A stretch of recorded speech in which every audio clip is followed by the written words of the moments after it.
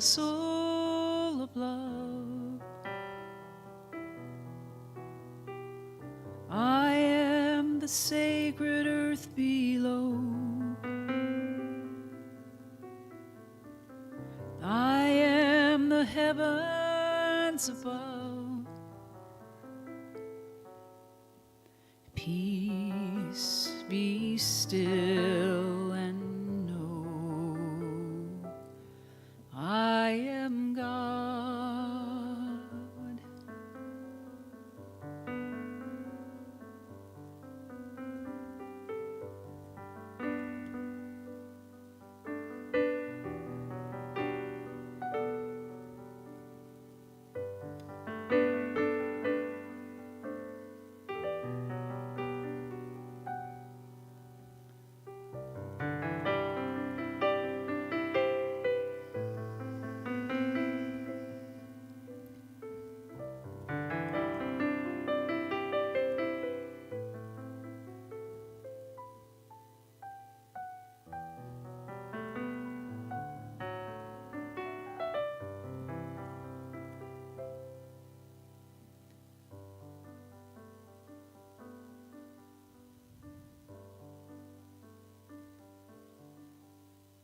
So I invite you to take a deep breath into your heart space.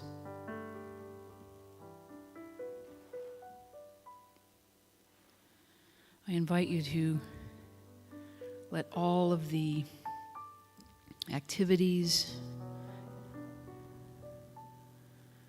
the to-do lists, anything that came before this particular moment, just let it all go.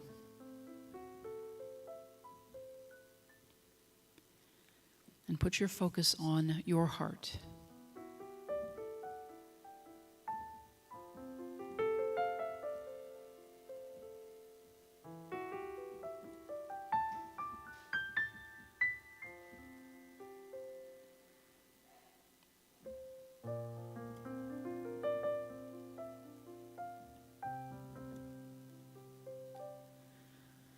And consciously breathe into that space, visualizing it expanding on the in-breath and just coming back into its natural shape on the out-breath.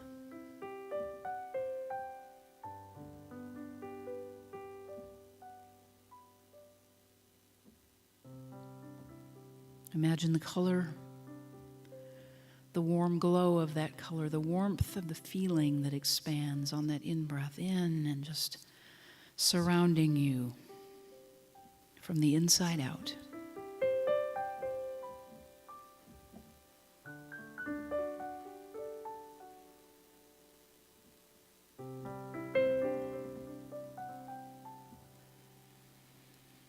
And as you continue to breathe deeply and visualizing that heart space expanding, and visualizing that light and that love moving out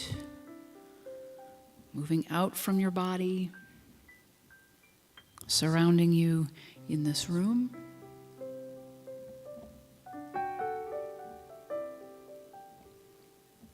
enveloping you, warmly embracing you, moving in and through the person next to you, moving in and through that plush animal that you are sending so much love to. Knowing that that love moves out and beyond into the lives they will touch.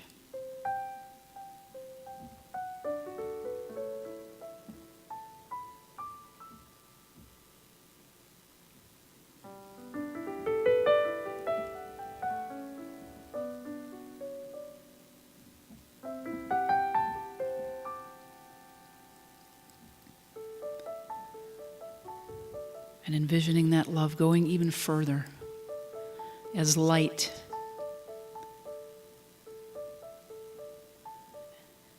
Love is light and light as love.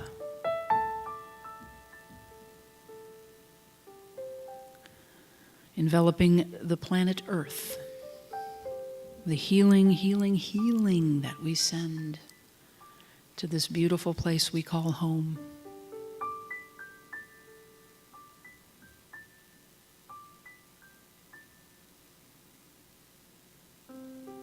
And out beyond this planet to the greater universe and universes beyond.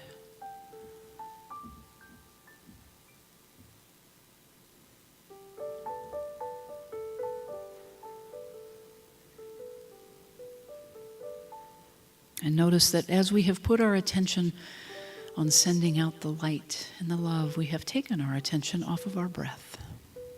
And yet, it is still there, breathing us, keeping our heart beating.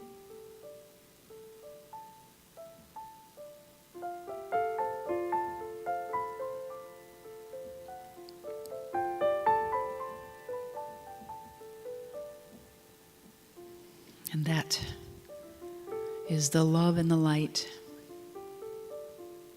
the divine spark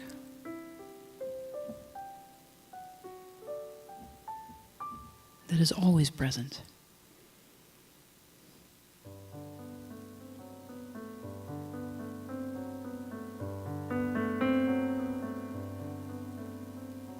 And just as the sun is present behind this cloudy day, always,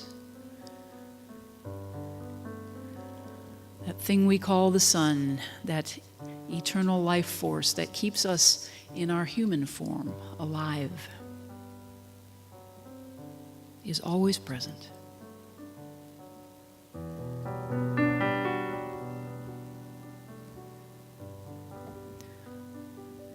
And knowing that it is always present, we know we can always consciously come back.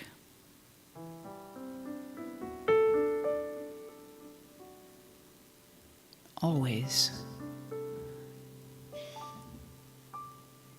In the silence.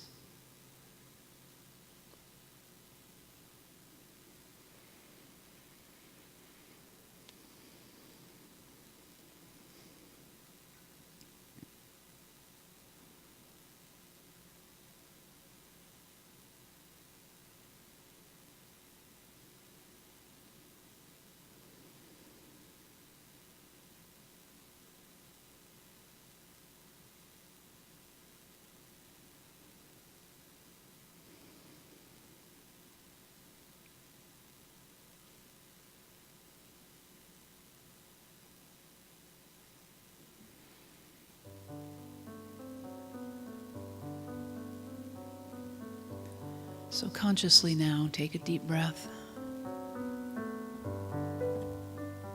Fully in, fully out.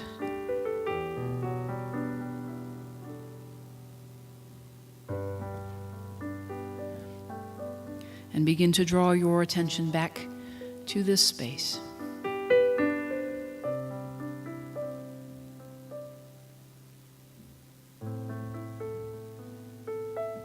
Relaxed and connected to that beautiful, warm love here in this room.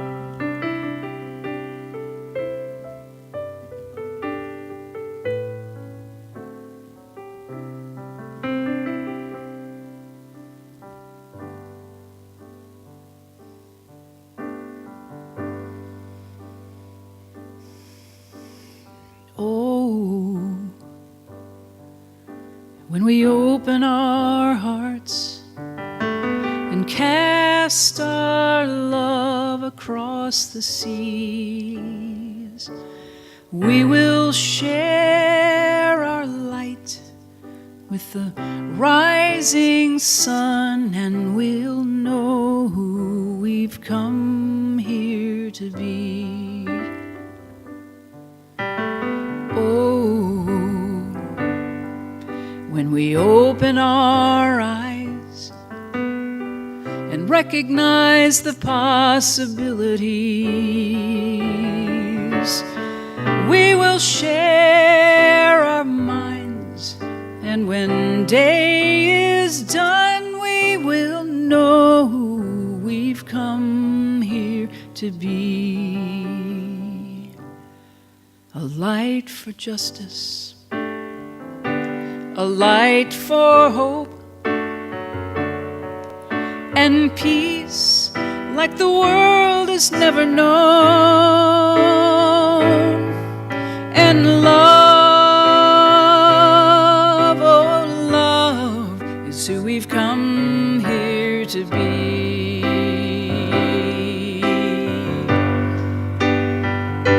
A light for freedom, a light for joy, and healing like the world has never known. And love, oh love, is who we've come here to be.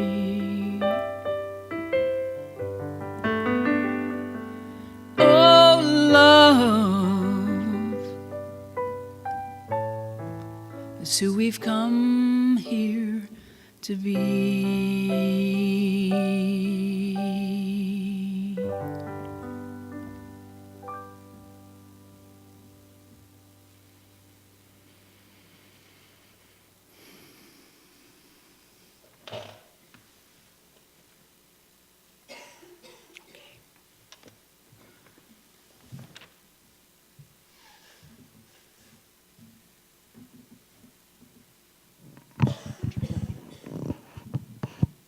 Pretty quiet.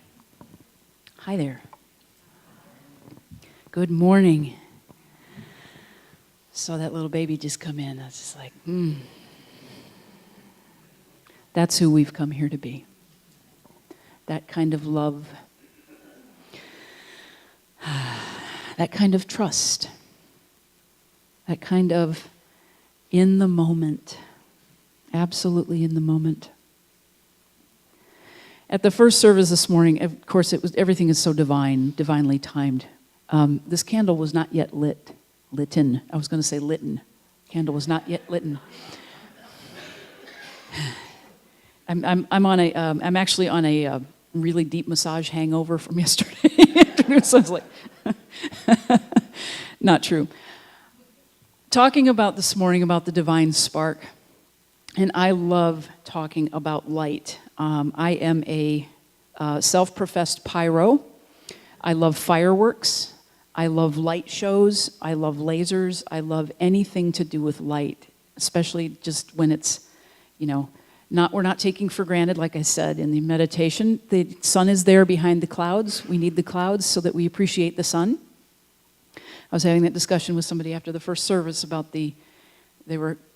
how do we get rid of ego? That's a whole nother talk. We're not going to do that. So we don't get rid of ego because we need it for that tension. Physics in the creation of the planet needs the tension before the Big Bang. There's got to be some pressure. There's got to be some perspective. We're talking about the divine spark within today, and this beautiful candle was not lit. And what, again, Spirit had this great thing that dropped into me about talking about this thing because the lighter for the candle was not here. And I said, well, as a matter of fact, I have this with me today. It's a Zippo Ronson something. I haven't had one of these in years. I quit smoking 30 years ago. But the divine spark, when you think about this is just the representation, the metaphor for something that lights something, yes. But in the grander scheme of things, it is pure potential. The energy contained in here is pure potential. There is butane or propane or whatever these things are filled with. And a reason that I picked a refillable one that was also a metaphor. Why am I not using a disposable lighter? I don't want to be a disposable life. When it's used up, we throw it away. That's what a disposable lighter does. You have to take some action. There's pure potential that lives within this device. In order to light it, you must do something. You got to click the clicker or spin the flint on the old school kind that I like because I like the noise. This one just goes click. And for a refillable one, what do? We go back to source. The potential is always here. The tool, the body that we are, in this human form, here it is. Everything that we need is right in here, but we have to light it. We have to take the action step. I can sit all day long on my meditation cushion, or maybe laying prone in my bed thinking I'm meditating when I'm actually sleeping. But all day long I can say, I am the light. I can meditate. I am the light. Aren't I one? I'm a rock star. I'm the light. Look at me. I'm enlightened. In my own mind, I'm levitating. In my own mind, I'm doing all this kind of stuff. In my own mind, I'm doing all of these things. I'm having a conversation with spirit. I'm having, all these great ideas popping in my head. But until I take action on any of them, it sits at potential. Period. The nature of the universe. So the beauty of this, I got to do visual aids, was this was not lit at the first service. And I went, well, yep, here we go. Yes. Click. That's the other thing. Like in meditation all day, I can sit around all day and just go click, click, click, click, click, click, click until this runs out. And I go, okay, I'll go fill it up again. But I'm not doing anything but clicking. Until I take a candle, until I take some kindling wood or some newspaper to start a fire. I'm not creating any motion with the thought. And the law is, as we work with spiritual law, it is all sitting in potential, but until we take the step to do it, to release it, other things will step into place. We take the first step. We step towards God. God moves, rushing with its arms open toward us. This is what we do with ideas. This is what we do with ideas. They all come in and we think, okay, this feels like it might be mine to do, but no. Guess what I'm going to do? I'm going to put the lid, I'm going to put my light under a bushel. I might be flaming all day long, but as soon as that thing comes in and it scares me a little bit, that idea that I need to go take action step, the paradigm, the fear, the condition-based thinking will shut me down and I will step away from it. How many of you in the course of your life have ever said no to a divine idea? You don't have to raise your hands. Actually, yes, go ahead and say it. Yes. That's the first step. Because you know what the outcome is. You know when you have been moved to call somebody or to reach out to somebody or to do something in the moment that didn't maybe make sense at all. We see the people that we call heroes doing things in the moment that don't make sense, but they get the ego, they get all of the condition-based thinking out of the way, and they let spirit move. They are a conduit for that in the moment, and they say, I got to do something right now. Most of those people, as you know, and you see when they're on TV, they will not consider themselves heroes. They'll say, I just did what was mine to do in the moment. The potential, the physical strength they may have needed, the quickness, the mental sharpness, whatever it was, just dropped in the moment, and they said, I just did what the stories of mothers lifting cars off of babies. How? Physically impossible. No, not physically impossible. The belief is it's physically impossible. In the moment, the belief went away because something else took over. That is the divine spark in us. It is always present. Always, always, always, always. It is our belief at times that we are separate from it that shuts everything down on us. What I like about the candle metaphor, and this came up in the earlier service as well, is when we light a flame, when we let our light shine. It's like the Marianne Williamson quote, we give other people permission to do the same. It's not that we are outshining anybody else. It's our job to be that beacon, to be standing in truth, our truth of who we are, authentically who we are, and saying, yes, this is mine to do today. I'm here for a purpose. Every single one of you is. You're alive. You're breathing. There is something for you to be doing here. Lighting that candle. You have a candle, and you do it at Christmas Eve and some other things. When we touch candles to each other, we light the candle. We pass it on. Somebody's got to start. Somebody's got to start that process. Somebody's got to take the action step. We know that when we take those steps towards the divine idea, the next step will be revealed. Martin Luther King said that. We don't have to see the whole staircase to take the first step. Our condition-based thinking wants us to think we have to have everything figured out from point A all the way to point Z and do it perfectly along the way. And how many of us actually ever do that? We don't ever take step one because we go, no, it's overwhelming. One click, one tiny click is all it takes, one spark. Think about the potential in a firework. How much bang, And yet sitting inert on a shelf in a package somewhere until the 4th of July or New Year's Eve or whatever it is, and you light, click, spark, boom. Beautiful thing that lots of other people get to see and maybe not, or maybe appreciate. There's some people that don't appreciate the noise, especially those with skittish dogs. But it's that step, that spark. And sparking by ourselves, as I said, sitting there all day long saying, I am the light, it doesn't do any good. It is about the connection.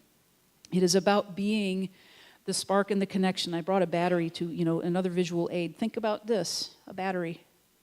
It does nothing until you put it in a circuit. All the potential is right here. Nothing until you put it in a circuit and two ends go around and it connects and there's a switch, or sometimes you can actually, if you have the right kind of circuitry, you just two ends and it'll light up a little baby light bulb if it's got enough juice in it. Connection, vitally, vitally important. Being the light, vitally, vitally important. Being you as an authentic light. Sandra, I'm going to ask you to do this and we have a little more people. I don't think we can do the whole big circle today, but let's take these folks in the front row here. Just come stand up front with me. It will not hurt. I will not make you speak. I'm not going to make you sing. I'm not going to make you speak. I'm not going to make you do anything. And I would like you to hold hands in a circle. And Cindy, I'm going to give you this. You know how it works. So this thing is called an energy stick. And I'll demonstrate myself how it works, just holding it. On the two ends, thank you. If I grab one and it does nothing, if I grab the other, okay? It lights up, it makes noise. Cool, right? So it works and I'm, it's just working for me. Okay, so I'm going to give one end to Cindy. You guys are all holding hands. Sandra's got the other. It's going through everybody in this circle right now, okay? And if she lets go, it stops. I'm going to hand it to you, Michelle. Or excuse me, no, actually, you guys heard it. Michelle, let go of your hand.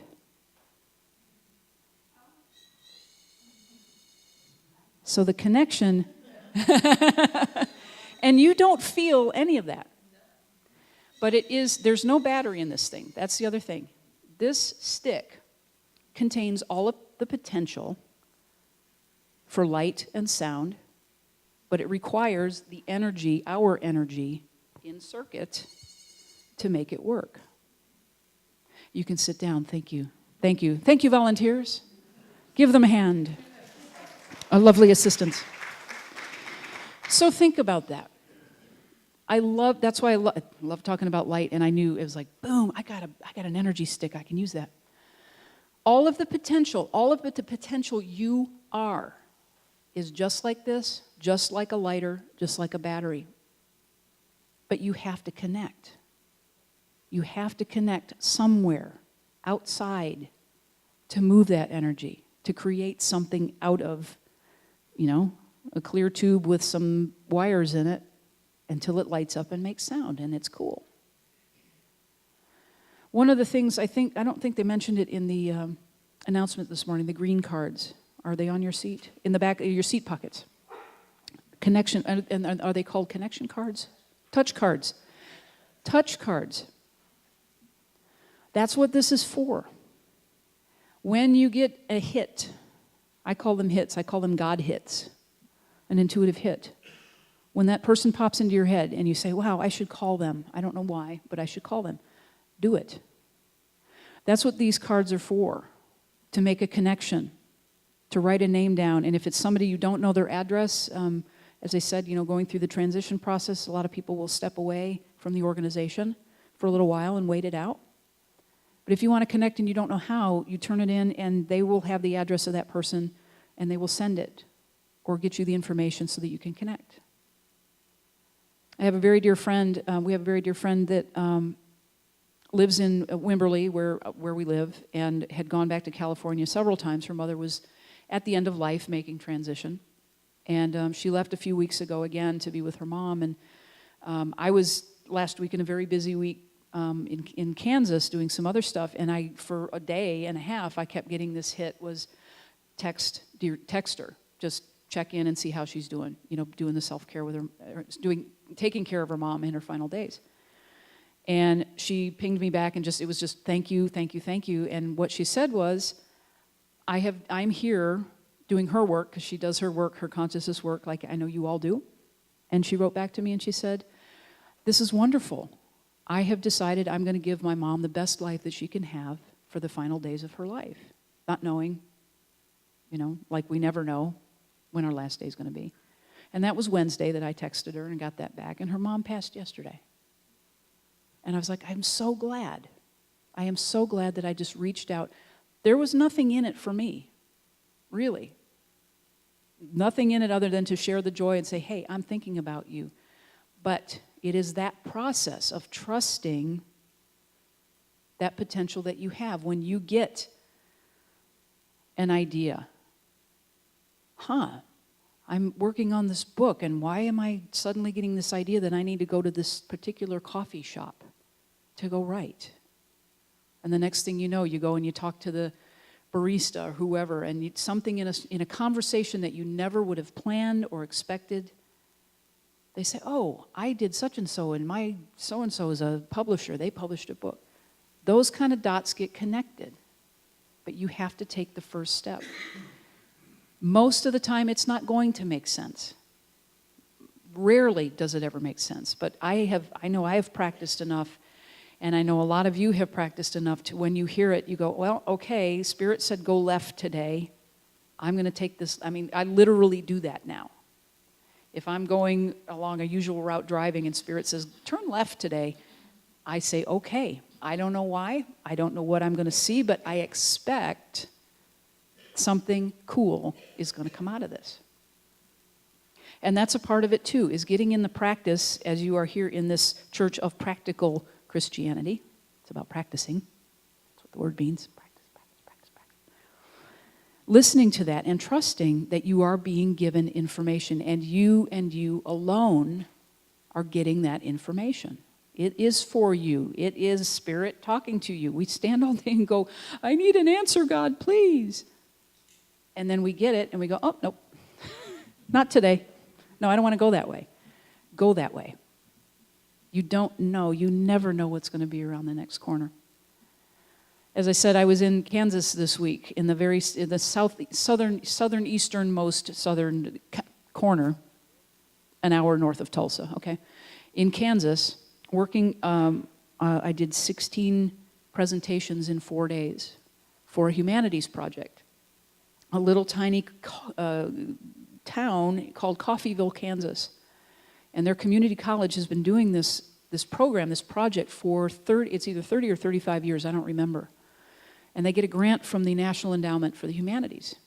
And what this program does is it provides musicians, poets.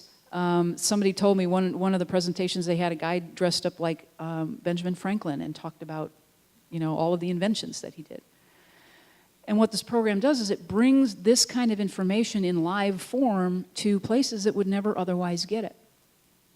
So my first performance was at the community college. Most of the kids were on their things. There were several that were paying attention. I loved it. What I brought to them was the Great American Songbook, was the songs of George Gershwin and Cole Porter and Irving Berlin, the standards, the things we call the standards today.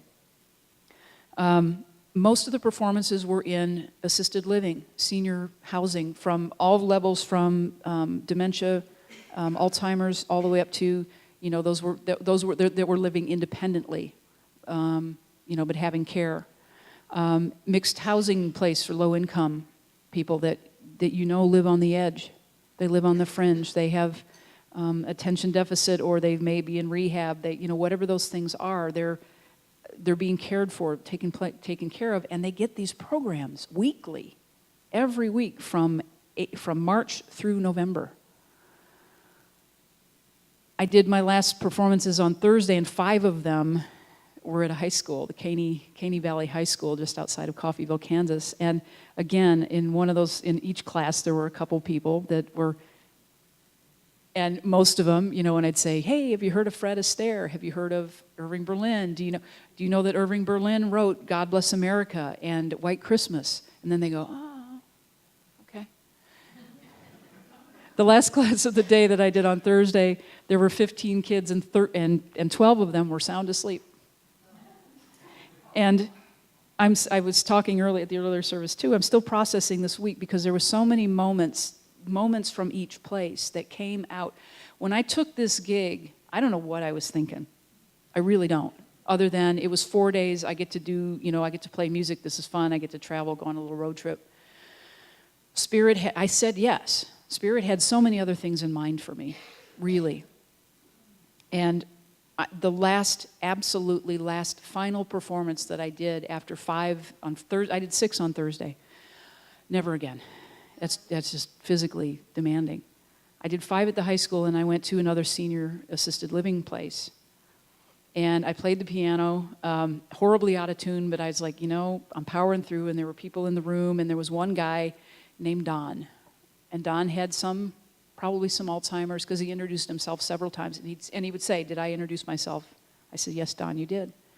And he was the most attentive. He was sitting very close to the piano. And every time I'd finish a song, he would, oh, that was wonderful, that was wonderful, that was wonderful. And I said, he was great. I'm like, that lifted my spirits after having been in front of sleeping teenagers, all afternoon. But it was at the end of the performance that I was getting ready to leave the building, and he came up to me and he said, I just have to tell you, and he was crying. He started crying, and I was like, okay, don't do this, because I'm going to start, And he said, I lost my wife 5 years ago, and she was a pianist. And he said, you brought her back to me today. And I was like, don't. Don't do that. And I asked him if I could walk him to dinner, and I did. He had his walker. And it was that after a week and I was calling my wife every night, kind of like, oh my God, this is a lot of work, and I'm drained, and and these kids are not paying attention. And she would say to me, but you're sharing something, you're bringing something, you're exposing them. And I go, that's right, that's what this is for. I'm exposing them to things that they would not have otherwise been exposed to. And after that long, very, very long day on Thursday, when Don said to me, you brought my wife back to me, I'm still processing that I said yes to Spirit. I didn't know why. I had one thing in mind of when I took this gig.